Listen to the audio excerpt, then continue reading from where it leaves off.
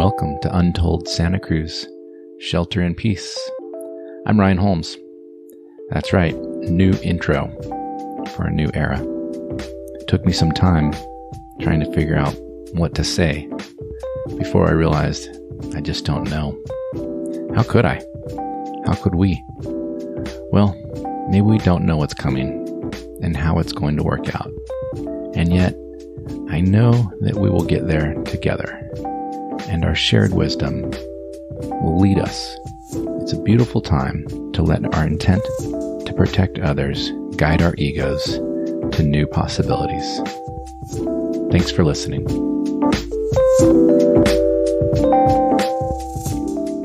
My next guest is a father, a husband, and a friend to many. Quite simply, he's an inspiration. He was diagnosed with ALS in October. And despite the sudden new reality of facing his own mortality on a drastically accelerated timeline, he continues to grow spiritually, support others, and appreciate this precious life we have. This talk is like a time machine. We sat down the week before California was ordered to shelter in place due to the coronavirus. And here we get a glimpse of the perspective we didn't know we would need so soon. After our talk, I checked in with him regarding this new normal, this new shared reality we're in. What does it mean? He responded with something prophetic and useful for navigating in this collective moment of truth. What is required of us? To act justly, and to love mercy, and to walk humbly with your God.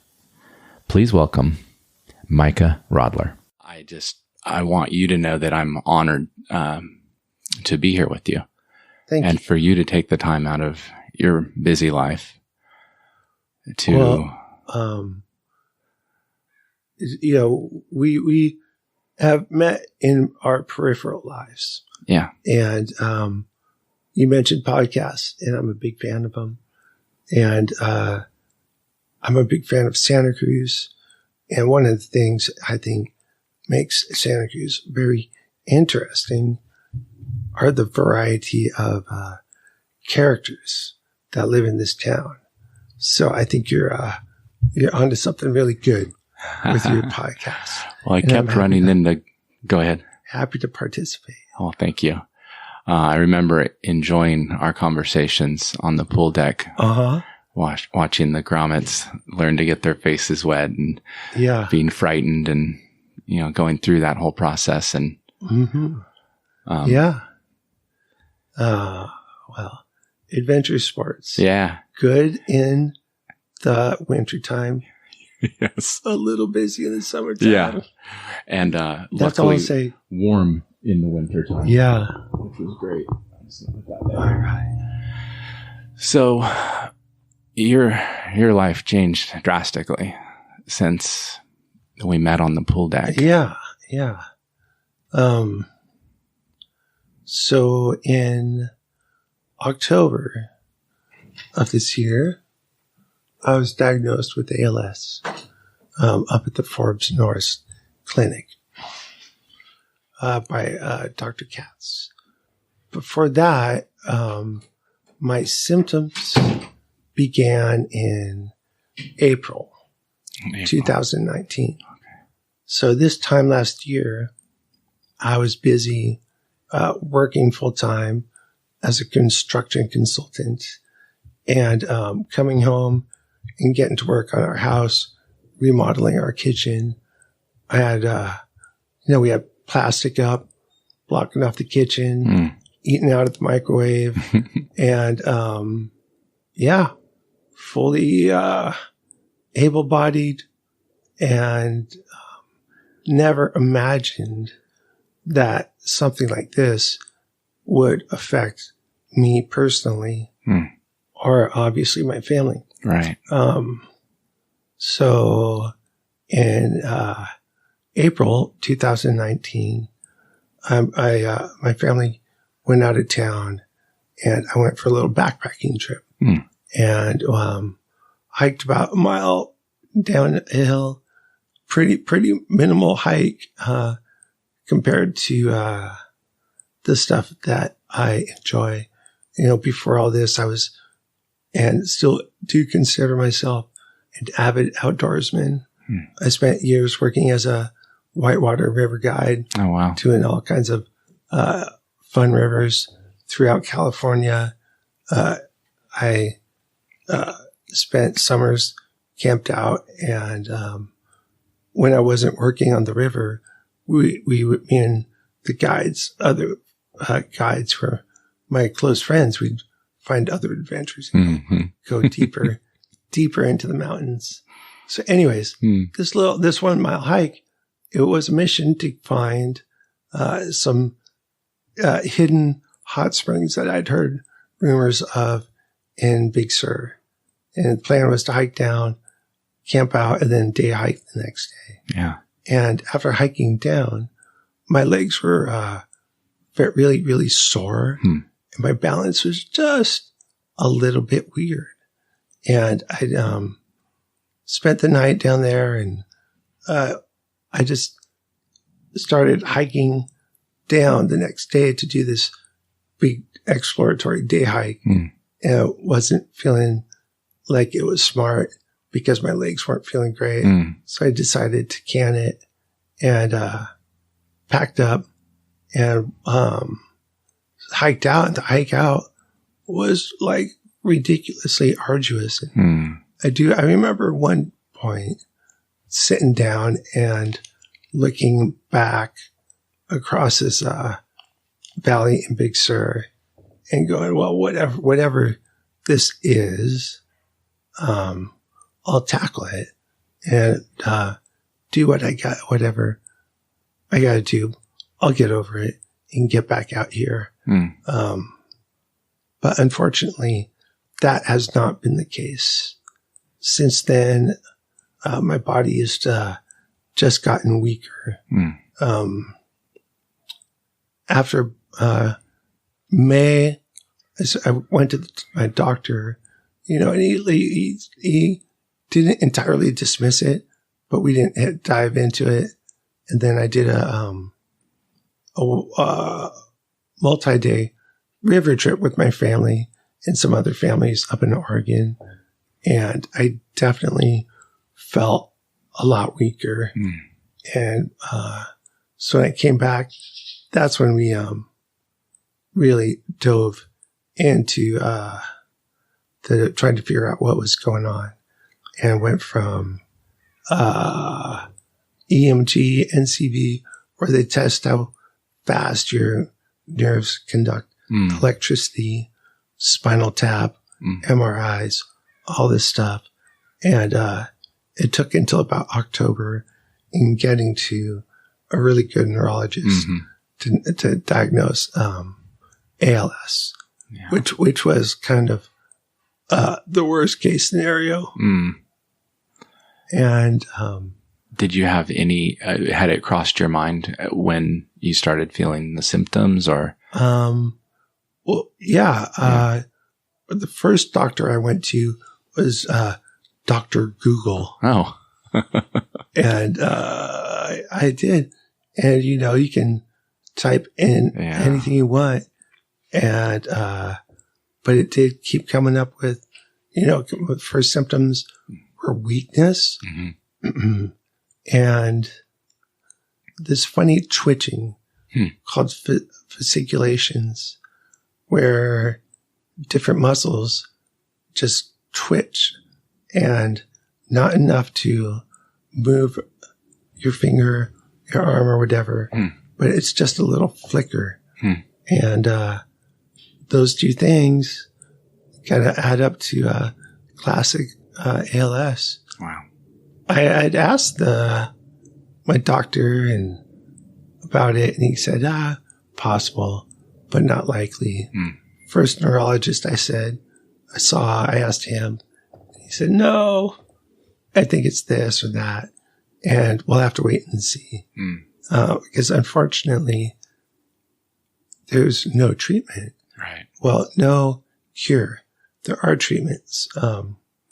And there's a lot of research happening now. It's my understanding that advances in ALS treatments have increased significantly since the ALS challenge, Ice Bucket Challenge. Really? We all remember dearly. I do remember. Yeah. So that raised a lot of funds. That's good to hear. Awareness.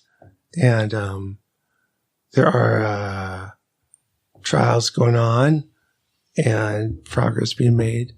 As we speak, I'm getting an infusion of radicava, which is the first treatment to be made available in about 20 years. Wow. That was just released about 2 years ago. Okay.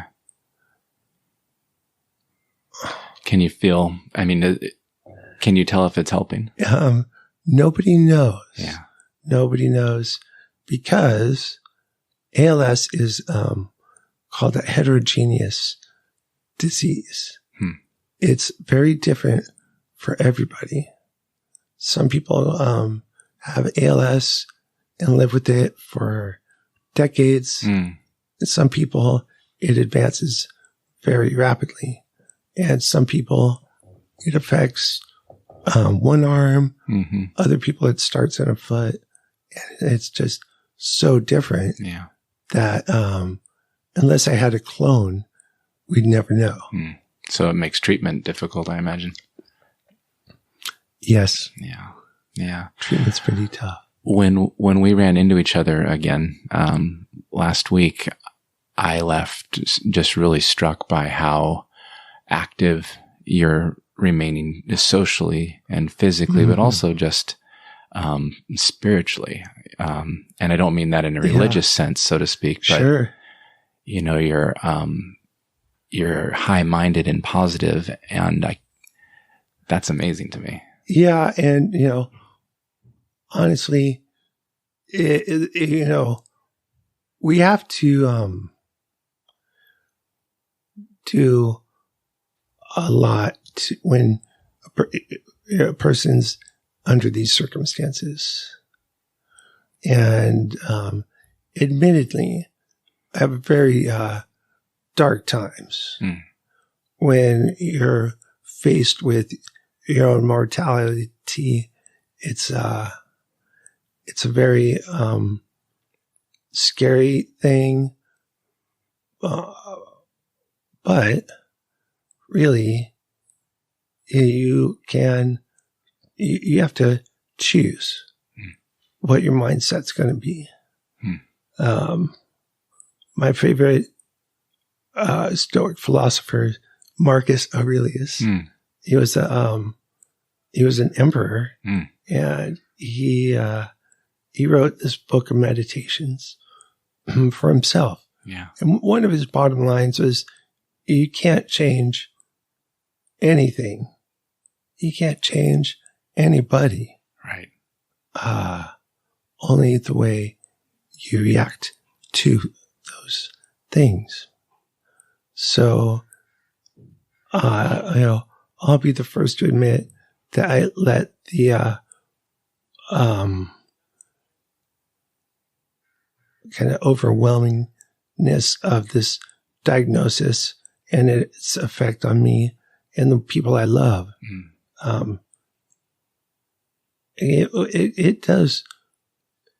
Yeah, I let it get the best of me at times, but I do strive to maintain an optimistic and outlook, and I dig for those silver linings.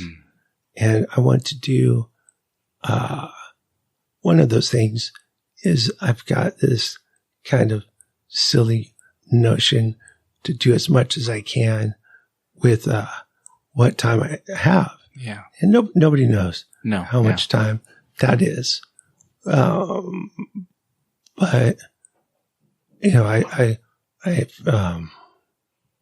so I volunteer for podcasts and anything that comes along the way. Yeah. But, to share your story or to discover it. I mean, we discover our story sometimes through conversations as well. Yeah. And, the story is is still changing. And initially, it was okay. I can do this. Who says I'm not going to be the first guy to come back from ALS? Yeah. Super optimistic. And as it evolves and changes, your goalposts kind of change with it. Sure. And right now I'm trying to really be focused on my family, but also I do have a will and a want to maintain a sense of purpose. Yeah. I was always I worked hard. I had a job that I enjoyed, and most of the time, Yeah, like all jobs, right? Yeah, it had its drawbacks, but it kept my mind occupied. I was a consultant, and so we solved problems.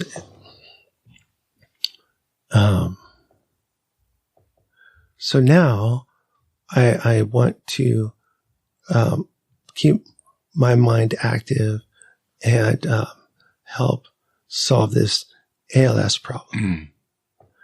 And when things, after the diagnosis, we were kind of up in a heap and not knowing what to do. And after, actually the first person I met after my diagnosis with the neurologist was a counselor from the ALS Association. And she was just, I didn't totally grasp it at the time, but she was there to console us and to help us. Yeah. And after we got home, another woman came from the ALS Association, and she and the association have been a tremendous support to me and my family. Because when you, if you're going to go buy a car, you unless you are a mechanic, you take it to a mechanic, right, to get their advice. Yeah, they know what's going to happen. If you're going to buy a house, you find the best realtor in town, because you don't know the ropes, you don't know what to expect, and the ALS Association does, and so they helped predict our needs, and have donated a lot of equipment to us, from ramps, lifts. We got a loaner powered chair until I got the one I get to keep. And so having them in our corner has been bright light in this challenging situation. And so when things got really heavy and I was no longer able to work, we decided that we needed to start doing some fundraising. And we got some good friends of mine together, because one of those silver linings is all the support and love that we've gotten from our community. And I could spend the next 2 hours going on about what this person, that person, organization has done for us. But the ALS Association has really risen to the occasion, and met with my friends and decided to work on this GoFundMe effort and think about it. And it was important to me that we show some sort of gratitude and that I do something to demonstrate that, and that I kind of return the favor and to the ALS, to the association, and kind of fulfill that circle. Yeah. So we decided that I wanted to donate a percentage of whatever money we raised to the association. And despite some of my friends' advice, they talked me down. Yeah. We raised a nice amount of money. That's great. Pretty quick, and decided to have an event to show that gratitude. We did a rollathon, walkathon over on West Cliff. Some 150 people. That's great. Came That's out. Great. And we cut a check to the ALS Association for about $4,000. Oh, wow. And they were really grateful for that. And I got to meet Fred Fisher. I met the president and vice president of the ALS Association, Golden West chapter. Okay. Came in to visit and to thank me and to show me their support and explain to me what the funds would go towards. And after that meeting, or during that meeting, I told them that we're just getting started. What else can I do? Yeah. And to sign me up for any advocacy work I can do.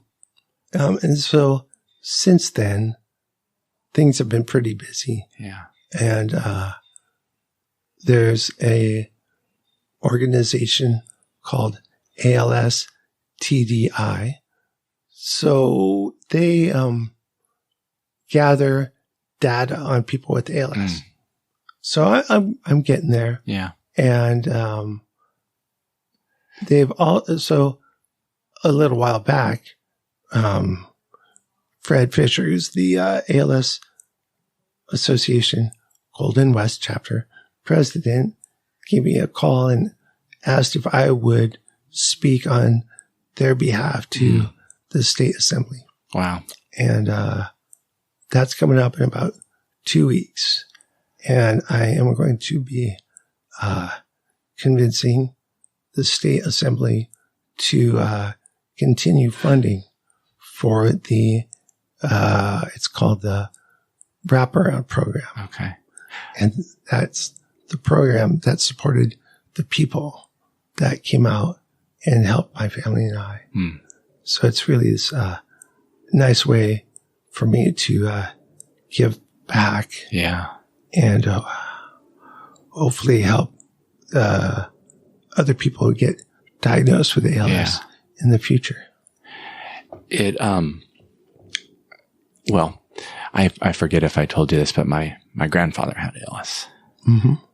And that was, that was in the 70s. Yeah. And I don't think there was any support then. And it strikes me just, when you don't know what you don't know about a lot of things, but something as impactful and complex. And, it makes me happy to hear that there were counselors for the day that they told you, because you go home a different man, with a different life. And I'm glad to hear that. Yeah. Yeah. Well, I've obviously, gone through some changes, physically. Yeah. And, I do try to, approach this, understanding that my, physicality is all that's changing. Although it does, I can't say, I don't think my necessarily mental capacity, has changed. I didn't have that great a start with that to begin with, but, in the sense of what is important in your life.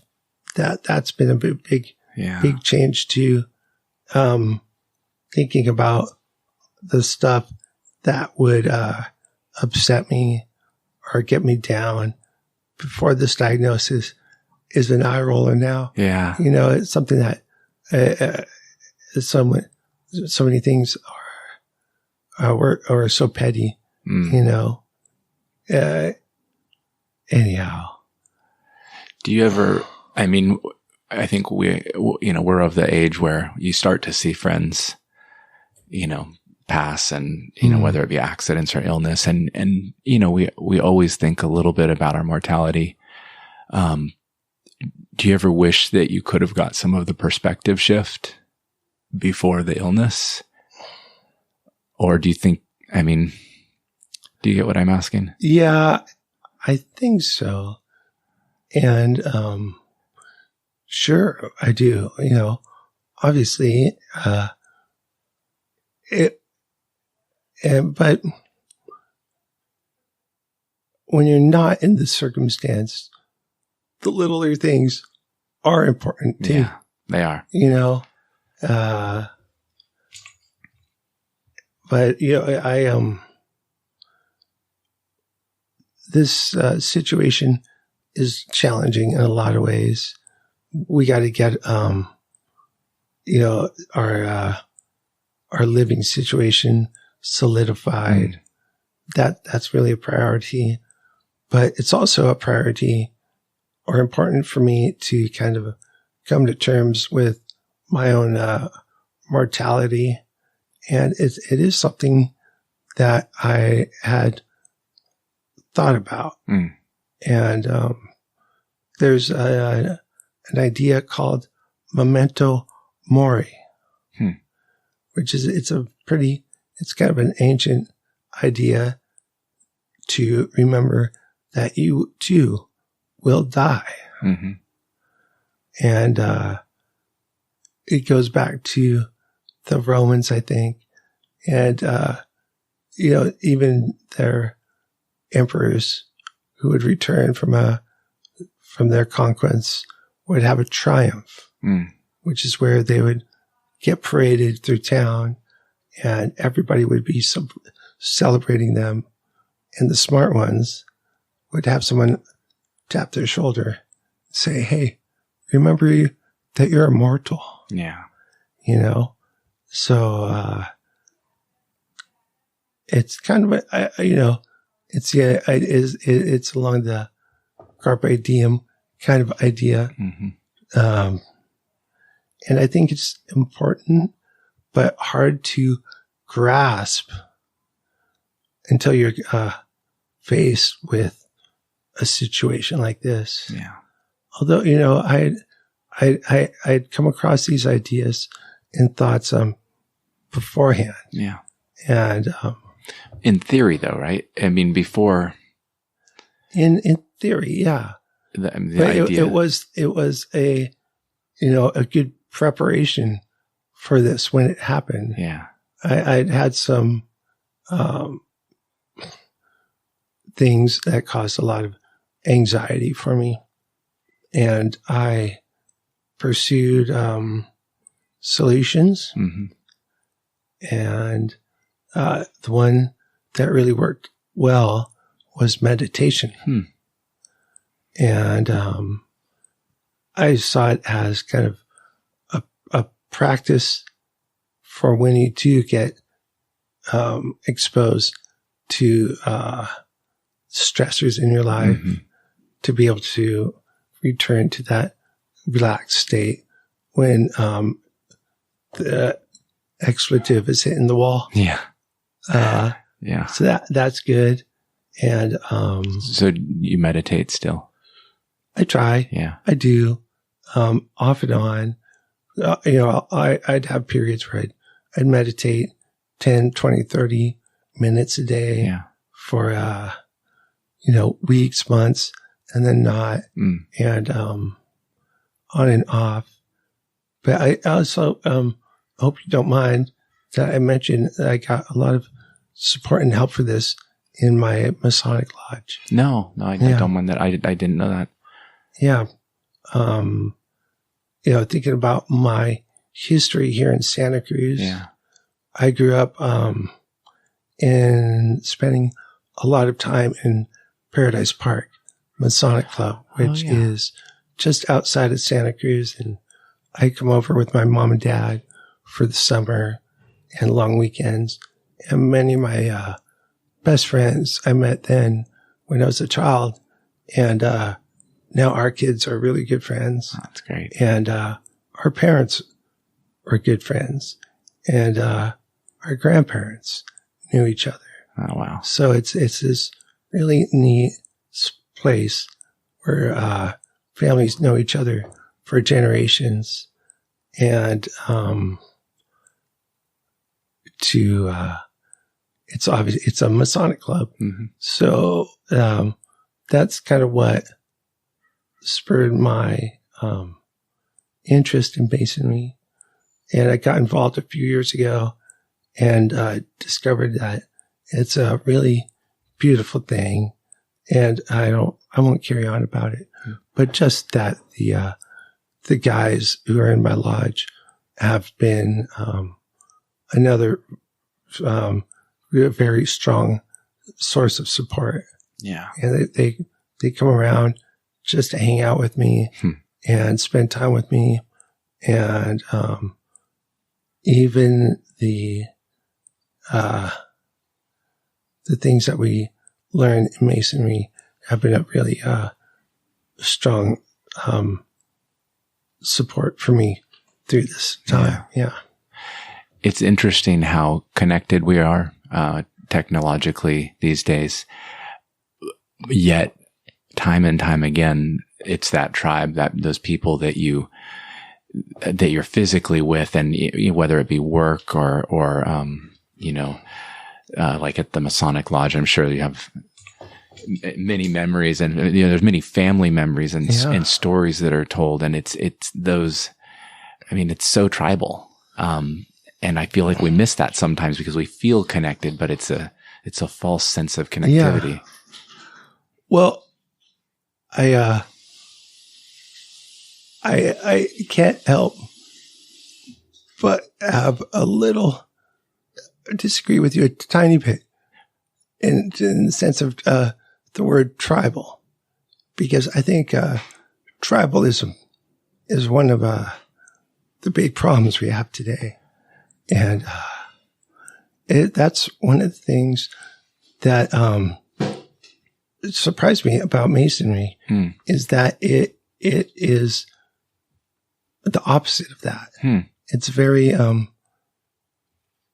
inclusive, and more so than I'd imagined, and I think most people do, and that is debatable, granted, but I think it's important that I don't know, tribalism, just the idea of that. I love the community and support, but I just draw a little challenge with tribalism because it can be divisive. Oh, I think you used a better word than I did there. I think probably what I was getting at was the community, the shared experience, the shared stories, the knowledge too. Yeah. It can be so bonding, but yeah, I agree. Tribalism and heritage. Heritage. It's very, very, very important to find when you're faced with things like this. Yeah. Can we pause for a second? Absolutely. How are we doing on time there, Ryan? I'm sorry I love this. So back to tribalism. Yeah. I think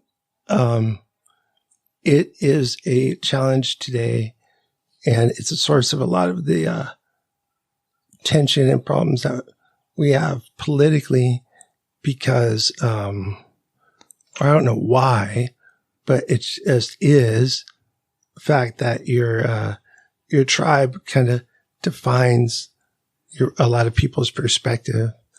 And so if you're if you're a pro-lifer, you're probably going to be anti-gun, and you can kind of predict your position on one thing based on another thing. Right. And I think it's that lack of critical thinking on people's part that is a challenge. Yeah. And, the rigidity. And,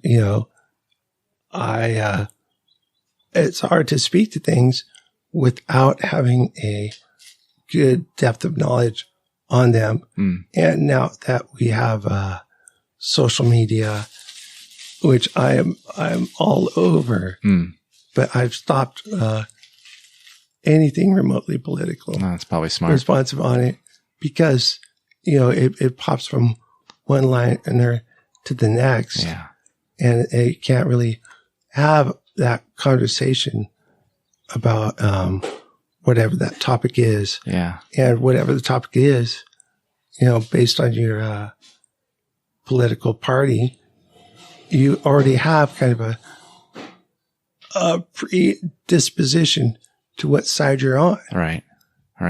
And anyhow, I'm kind of an independent nowadays. Yeah.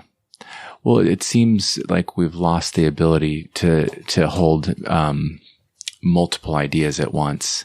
You know, if you're in the middle and you think, well, I think there should be some restrictions on guns. I'm not sure what they are. I'd need more information. Then you get attacked by both sides, and that's probably a real hot button issue to mention. But I think it's okay to just say, I don't have enough information. I don't know everything. I sure would like to have people around that do know and are curious and aren't just holding to one stance to win. And I will say that a lot of people respond kind of out of fear on both sides of the spectrum, and that's a human trait. And it is.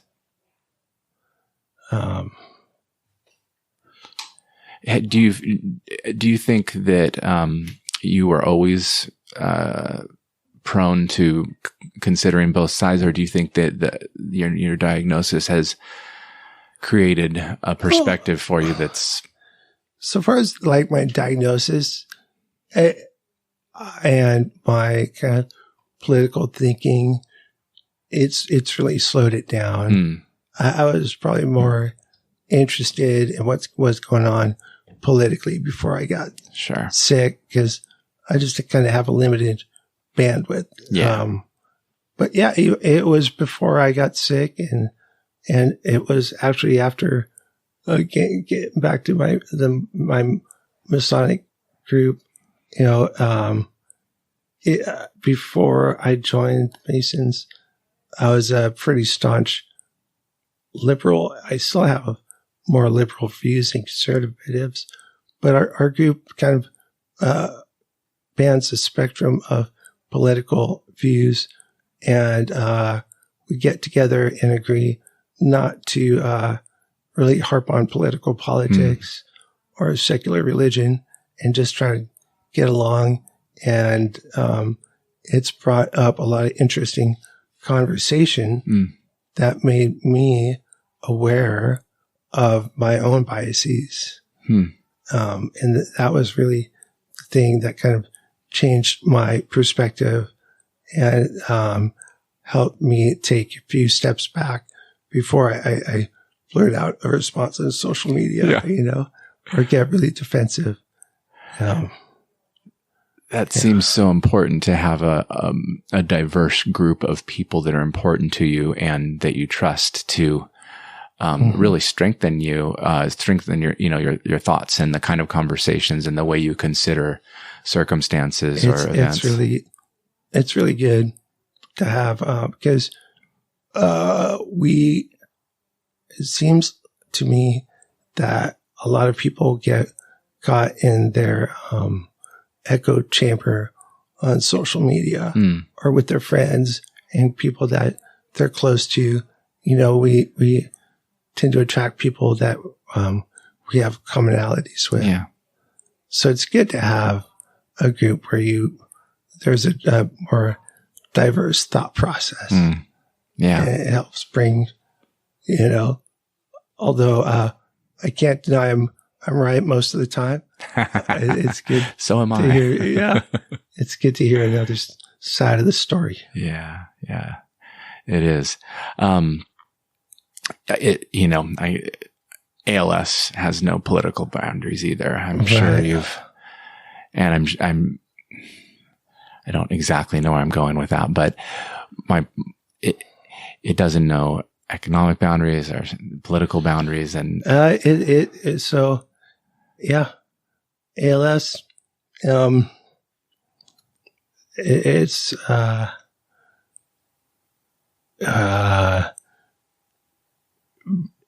doesn't care. It doesn't care. And ultimately, people hear ALS and associate it with the death sentence. And, it's all, that's definitely part of the process. But, it is for all of us. And that Memento Mori idea is death is a great equalizer. Yeah. From the wealthiest billionaire to the poorest transient person walking through your neighborhood. Yeah. It's something that we all are going to face sometime. And that's an interesting part of this diagnosis, is that I've really had time to consider mortality and life at a far too early age. Yeah. But it is something that I am going to experience in this very slow process. So it gives me, in some ways, more time to prepare, because I know it's going to happen eventually, and probably sooner than it should. So I am definitely having an opportunity to think about my spirituality and what I foresee, happening after I transition. Yeah. And I obviously don't know, but the strange sensation is that the closer I get, the less I'm afraid of it. And I think we're running out of time. Yeah. Yeah. Well, I hate to rush it. That's okay. That's okay. I wanted to share your story because it touched me personally. Thank you, Ryan. And I wanted to have people just know a little bit of the voice, who gets this disease and everybody, how they can help everybody. And anybody. Yeah. And the thing I think people should hear is that it's not cured yet. Yeah. It's possible. Yeah. It's just a matter of audience and funding. People live with AIDS now. Yeah. It's not cured, but it's treatable. The same should be true for ALS. And in today's immediate environment of coronavirus fears, it's something like global warming that we know is kind of happening, but not going to happen to us. No, yeah. So anyhow, we hope until it does. Well, you're in a place that we'll all be at some point, but you've got a far greater awareness of it because of it's definite. The process, yeah. Yeah. And it's definite for all of us, but we don't know it. Like you said, we hope it won't happen, but life is terminal, as it turns out.